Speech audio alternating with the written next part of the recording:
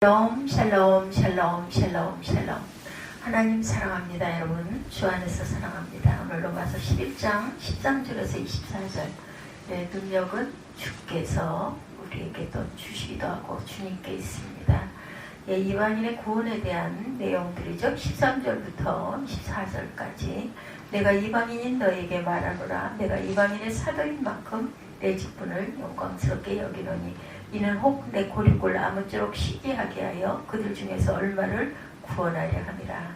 그들을 버리는 것이 세상의 화목이 되거든 그 받아들이는 것이 죽은 자 가운데서 살아나는 것이 아니면 무엇이디요. 제사하는 처음 익은 곡식가루가 거룩한 즉 떡덩이도 그러하고 뿌리가 거룩한 즉 가지도 그러하니라. 또한 가지 얼마가 꺾이었는데 돌감나무인 내가 그들 중에 접붙임이 되어 창감나무 뿌리의 진액을 함께 받는 자가 되었은즉 그 가지들을 향하여 자랑하지 말라. 자랑할지라도 내가 뿌리를 보존하는 것이 아니요 뿌리가 너를 보존하는 것이니라. 그러면 내 말이 가지들이 꺾인 것은 나로 접붙임을 받게 하려 함이라 하리니 옳도다. 그들은 믿지 아니함으로 꺾이고 너는 믿음으로 섰느니라. 높은 마음을 품지 말고 도리워 두려워하라. 하나님이 원가지들도 아끼지 아니하셨은즉 너도 아끼지 아니하시리라. 그러므로 하나님의 인자하심과 준엄하심을 보라. 넘어지는 자들에게는 준엄하심이 있으니 너희가 만일 하나님의 인자하심에 머물러 있으면 그 인자가 너희에게 있으리라. 그렇지 아니하면 너도 찍힌 바 되리라. 그들도 믿지 아니하는데 머무르지 아니하면 접붙임을 받으리니 이는 그들을 접붙이실 능력이 하나님께 있습니다. 내가 원 돌감나무에서 찍힘을 받고 본성을 거슬러 좋은 감람나무에 접붙임을 받았으니 원가지인 이 사람들이 얼마나 더 자기 감람나무에 접붙이심을 받으랴 이렇게 말하죠. 여러분들 주변에 믿음으로 살려고 영혼 구원을 위해 노력하는 성도님들 많이 계십니까? 주변들 자세히 보면 믿음으로 살아가면서 한 영혼이라도 구원하기 위해서 애쓰는 성도들 많이 있습니다. 세계를 내다보면 당연히 더욱 많죠. 세계적으로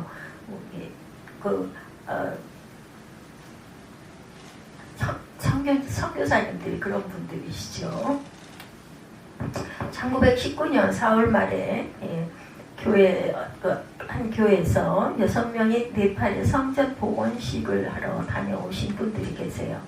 네팔 하면 히말라야 산맥이 있기에 공기가 좋으리라 생각되지만 막상 가보면 공기가 우리나라보다도 좋지가 않더랍니다. 도로 사정도 고속도로라고 하는데 우리나라 지방도로보다 못하더라고 그래요. 그런 이동하려면 오랜 시간이 걸리고 교통사고의 위험도 높다고 그러죠. 거기다가 지진도 자주 나는 곳이라 환경으로 말하면 최악의 환경이었다고 그래요. 그 환경에서 그 선교사님은 교회들의 그 후원으로 2 교회를 건축하셨고 그 영혼들을 돌보고 계신다고 합니다. 또 학교도 하나 운영하시는데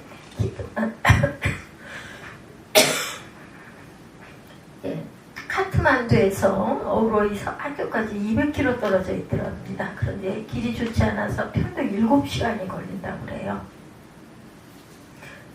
대단하죠.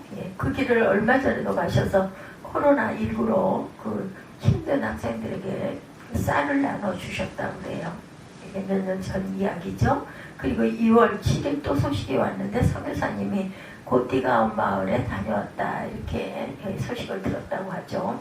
해발 2,500km에 있는 고띠가온 마을에 불이 나서 45가구 중에 30가구가 전소가 되었고 이재민이 214명, 학생이 66명이나 있었다고 그래요. 발생했답니다. 그들을 돕기 위해서 키트만두에서 출발해서 고띠가온 마을까지 가는데 무려 편도 36시간이 걸렸다고 그래요. 그 힘든 길을 가서 이재민들에게 쌀과 이불을 나눠주고 왔다는 거죠. 이 선교사님을 소개하는 이유는 이 선교사님이 영혼 구원의 마음을 소개하고 싶어서인데 영혼 구원에 대한 마음이 없다면 네팔 땅에는 살지 못할 것이다 라는 생각이 듭니다. 영혼 구원에 대한 마음이 없다면 어떻게 36시간 동안 흔들리는 버스를 타고 이재민들에게 가지 못하겠죠. 바울에게도 영혼 구원의 마음이 깊었습니다. 영혼 구원에 대한 열정이 있었기에 3차에 걸친 전도 여행을 했을 것이고 영혼 구원에 대한 열정이 있었기에 로마에 투옥되어서도 전도를 했겠죠. 영혼 구원에 대한 열정이 있었기에 석방된 후에 성교한 교회를 신방하며 돌아보고 영혼 구원에 대한 열정이 있었기에 순교로 일생을 마치셨을 것입니다. 영혼 구원에 대한 열정이 있었기에 동족 유대인들이 구원받지 못한 것을 아주 안타까워하죠. 로마서 9장, 10장, 11장 3장에 걸쳐서 유대인이 구원받기를 소망하면서 유대인의 구원에 대해서 글을 씁니다. 오늘 본문 13, 4절에도 보면 자신은 이방인의 사도로 부르심을 받았고 그 직분을 영광스럽게 생각하고 있지만 유대인 중에 얼마나 더 구원받았으면 좋겠다 이렇게 표현하죠. 13, 4절 보죠. 내가 이방인인 너희에게 말하노라. 내가 이방인의 사도로 이만큼 내 직분을 영광스럽게 여기노니 이는 혹 내 고리고를 아무쪼록 시기하게 하여 그들 중에서 얼마를 구원하려 함이라 이렇게 말합니다. 바울은 이방인 선교사로의 사명을 감당하면서 마음 한편에는 자신의 동족 유대인의 구원에 대한 소망이 또한 가득 차 있습니다. 바울은 참으로 대단한 사람이죠. 바울의 가슴에는 이방인과 유대인을 다 품고 있었어요. 바울의 구원에 대한 시선은 몇천 년 후까지 멀리 바라봅니다. 바울에 대해서 알아가면 알아갈수록 그의 위대함에 놀라게 됩니다. 바울 한 사람도 그러하니 우리는 또한 어떠한가? 우리가 예수님의 넓고 높고 깊고 높음을 안다면 얼마나 놀랐겠는가? 모두 다 예수님을 더 깊이 알아가셔서 주님 주시는 풍성한 은혜 속에서 살아가시는 저와 여러분들이 되시기를 주님의 이름으로 축복합니다. 오늘 본문 바울이 로마에 있는 성도에게 전해주고자 했던 핵심 내용 3가지를 살펴보도록 합니다. 첫째, 구원받은 이방인들이여 겸손하라. 유대인들이 아니고 이방인들이 예수님을 믿었고 구원을 받죠. 지금 우리가 생각할 때 당연한 이야기, 그러나 유대인이었던 바울이 생각할 때는 하나님의 은혜가 아니고는 설명할 방법이 없었을 것입니다. 이방인은 아브라함의 자손도 아니고 또한 하나님의 말씀도 가지고 있지 않았어요. 이방인은 메시아가 오시기를 기다리지도 않았습니다. 하나부터 10까지 이방인이 구원받을 수 있는 조건은 하나도 없었습니다. 그런데 부활하신 예수님을 만난 바울은 이방인들을 위해 전도하라는 사명을 받아 전도하기 시작하는데 어떻게 된 일인지, 전도하는 곳곳마다 구원의 열매가 맺혔어요. 로마서를 쓰고 있는 지금도 로마에 구원받은 이방인들이 있습니다. 놀라운 사실이 아닐 수 없죠. 이런 사실을 바울은 이방인들은 구원받은 가치나 자격이 없는 돌감나무 가지와 같은 존재다 이렇게 말합니다. 그러면서 돌감나무 가지가 창감나무에 접붙여져서 구원의 열매가 맺혀지게 되었다 이렇게 말하죠. 감람나무는 올리브 나무를 말합니다.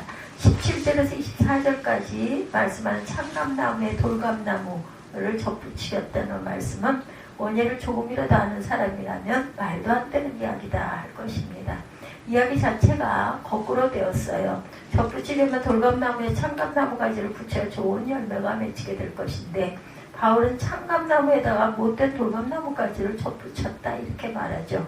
그래서 일부 학자들은 바울이 도시에 자란 사람으로서 원예에 대한 지식에 한계가 있었고 그가 걷는 길 양옆으로 펼쳐진 감람나무 밭을 보면서 감람나무에 대해서는 전혀 관심이 없었다고 바울의 무지함에 대해서 증거를 합니다.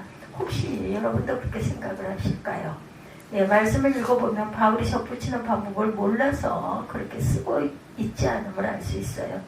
24절에 본성을 거슬러 이렇게 표현되어 있죠.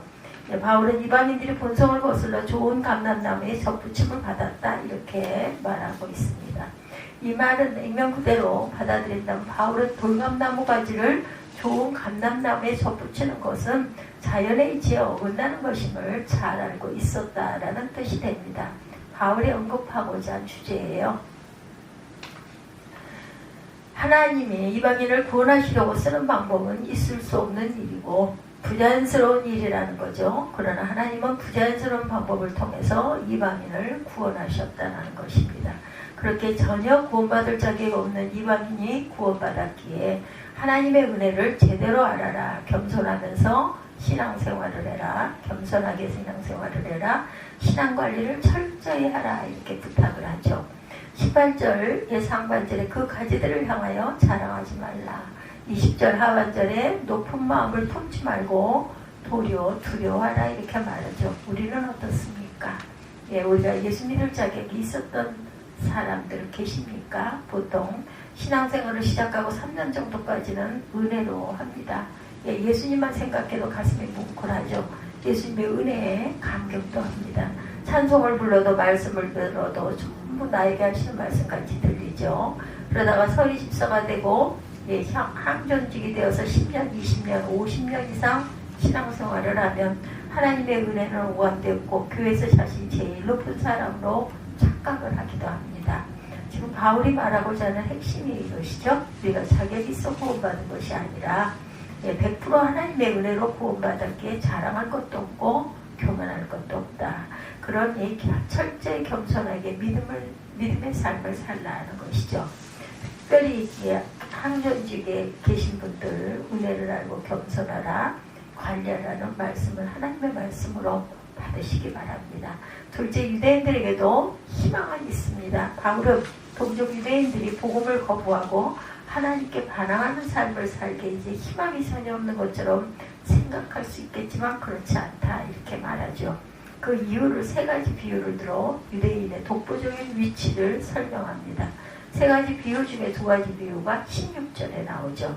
제사는 처음 익은 곡식가루가 거룩한 즉 떡더미도 그러하고 뿌리가 거룩한 즉 가지도 그러하니라. 유대인은 처음 익은 곡식과 같아서 이미 하나님께 드린 바 되었다. 유대인은 성전에 심은 묘목과 같다라는 것이죠. 그렇게 지금 현재의 모습이 시원찮아 보일지 몰라도 이미 그들은 아브라함을 통해서 언약을 맺은 자손에게 어떤 일이 있어도 그들을 버리지 않는다. 16절에 쉽게 표현하면 이런 말씀이에요. 유대인들은 아브라함의 후손이기 때문에 특별한 백성이며 그들이 반역하고 거듭나지 못한 상태에 있을지라도 그 사실은 변하지 않는다. 다시 말해서 하나님께서 이스라엘을 아직 포기하지 아니하셨다라는 뜻입니다. 그리고 남은 하나의 비유는 창감나무와 돌감나무의 비유입니다. 바울이 당시 일반적으로 사용한 원예법을 거슬러서 이 이야기를 전개했다고 말씀한 바 있어요. 이방인의 구원은 유대인이 볼 때는 말이 안 되지만 하나님은 이방인을 구원했음을 설명하기 위함입니다. 그 외에도 여러 비유가 있죠. 먼저 감람나무를 보면 올레오나무는 겟세마네 동산 정원에 있는 감람나무입니다. 감람나무는 다른 나무라면 도저히 살 수 없는 환경에서도 잘 자란다고 그래요. 여러분들이 그 간간히 보시는 나무는 수령이 1000년쯤 되었다 이렇게 말하죠. 그리고 지금도 갈릴리에 난 감람나무는 알렉산더 대왕 정복 전쟁을 나섰던 주전 331년부터 생존했다고 합니다. 식물학자의 말이에요. 주전 331년에 심었다 해도 지금 나이가 2300년은 훨씬 뛰어넘죠. 또 감람나무는 이스라엘을 상징하기도 하고 생명을 상징하기도 합니다. 우리가 이해할 때는 생명나무, 구원의 나무라고 이해하면 될 것 같습니다. 감람나무는 자기가 먹기 위해서 열매를 맺지 않고 남을 주기 위해서 열매를 맺습니다. 열매는 이스라엘 백성들이 주식이고 또한 열매를 짜면 기름이 되는데 성전부터 서민의 집을 밝히는 기름과 식용으로 사용이 되었다고 해요. 지금 바울은 유대인이 예수님을 영접하지 않고 거슬러 가지가 잘려나갔지만 이방인들이 예수를 믿고 구원받는 것을 보면 유대인들이 시기가 나서 예수님을 믿게 된다. 그것이 떨어진 가지를 붙여준다라는 의미입니다. 24절에 내가 원 돌감나무에서 찍힘을 받고 본성을 거슬러 좋은 감람나무에 접붙임을 받았으니 원가지인 이 사람들이 얼마나 더 자기 감람나무에 접붙이심을 받으랴. 지금 바울은 동족 유대인이 구원받지 못한 슬픈 현실이지만 거기가 끝이 아니다라는 것입니다. 바울은 유대인은 절대로 구원에 실패하지 않는다. 하나님은 유대인을 다시 생명나무에 접붙여 주신다. 이렇게 확신합니다. 유대인은 해피엔딩을 한다는 거예요. 이런 현상, 유대인들이 예수께 돌아오는 현상이 지금 곳곳에서 일어나고 있습니다. 유대인의 구원에 대해서 깊이 생각해 보아야 합니다. 오늘 바울이 유대인에게 희망이 있다고 확신했다는 것까지만 이해하시면 되겠어요. 세 번째, 능력은 어디에? 하나님께 있습니다. 있습니다. 23절이죠. 그들도 믿지 아니하는데 머무르지 아니하면 접붙임을 받으리니 이는 그들을 접붙이실 능력이 어디에? 하나님께 있습니다. 감람나무의 가지 이스라엘을 자르신 분도 하나님이시다. 그 자리에 돌감나무 가지 이방인을 붙이신 분도 누구세요? 하나님이시다 라고 말씀하고 있죠. 그러면 바울은 23절 하반절에 접붙이실 능력이 하나님께 있습니다. 이렇게 선언하죠. 이 말씀에서 오늘 능력 주께 있다라는 그런 제목이 나왔습니다. 이 말씀을 묵상하는데 구약성경 두 장면이 연상이 되죠. 한 장면은 에스겔 37장 성도들 중에 에스겔서를 통달할 만큼 이해하는 사람은 아마 많지 않을 것입니다. 그러나 에스겔 37장 말씀을 또한 모르는 사람도 없습니다. 하나님의 에스겔 선지자를 마른 뼈가 가득한 골짜기로 데려가시죠. 그리고 뼈들에게 선포하라고 해요. 에스겔 선지자가 하나님 말씀을 대언하니 뼈들이 서로 모이기 시작하더니 사람 해골 모양을 갖춥니다. 해골들의 골격과 살과 피부가 생기죠. 에스겔이 계속 외치자 생기가 들어갑니다. 그리고 마지막 에스겔 37장 10절에 생기가 그들에게 들어가면 그들에게 곧 살이 나서 일어나 서는데 그 키 큰 군대더라 이렇게 말하고 있습니다. 하나님은 이어서 에스겔에게 마른 뼈에 대해서 자세히 설명합니다. 지금 이스라엘의 영적인 상태가 마른 뼈처럼 아무런 소망도 없지만 하나님의 영을 그 속에 들어가게 해서 살아나게 하겠다 말씀하고 있어요. 마른 뼈를 살아있는 하나님의 군대로 만드는 분 하나님의 능력이시죠. 또 한 장면 사무엘 1, 2장에 나오는 한나 이야기죠. 예, 자식이 없어 괴로운 삶을 살던 한나가 실로 성소에 올라가 통곡을 하고 기도하고 서운하고 침묵의 기도도 통하는 기도를 했더니 그 기도를 들으시고 하나님이 사무엘을 선물로 주셨다. 그렇게 귀하게 얻은 사무엘을 나신이로 하나님께 드렸더니 하나님은 한나에게 아들 셋과 딸 둘을 보너스로 주십니다. 아이 하나 생기지 않아 고통하던 한나의 태에 하나님의 손을 대시니 그 몸에 사나 미녀 6남매를 출산한 것이에요. 이것이 바로 하나님의 능력입니다. 사무엘을 낳은 한나가 이렇게 기도하죠. 사무엘상 2장 6, 7절이죠. 야훼는 죽이기도 하시고 살리기도 하시며 소울에 내리기도 하시고 거기에서 올리기도 하시기도다. 야훼는 가난하기도 하시고 부하기도 하시며 낮추기도 하시고 높이기도 하시는도다. 이런 능력이 하나님께 있음을 믿으시기 바랍니다. 여러분들에게 문제가 있으십니까? 염려가 있으십니까? 감당하지 못할 문제라도 능력이 하나님이 손을 대시면 그 문제를 해결해 주실 줄을 믿으시기 바랍니다. 그러니 감당하지 못하는 문제를 한나처럼 주님께 기도하시기 바라요. 응답해 주실 것입니다. 바울은 이방인과 유대인의 구원 문제를 언급하면서 그것을 주관하시는 분이 하나님께 있음을 고백합니다. 이제는 우리의 고백이 뒤따라야겠죠.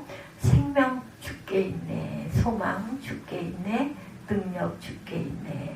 이 찬양하시고 주님께 기도하시기를 주님의 이름으로 축복합니다.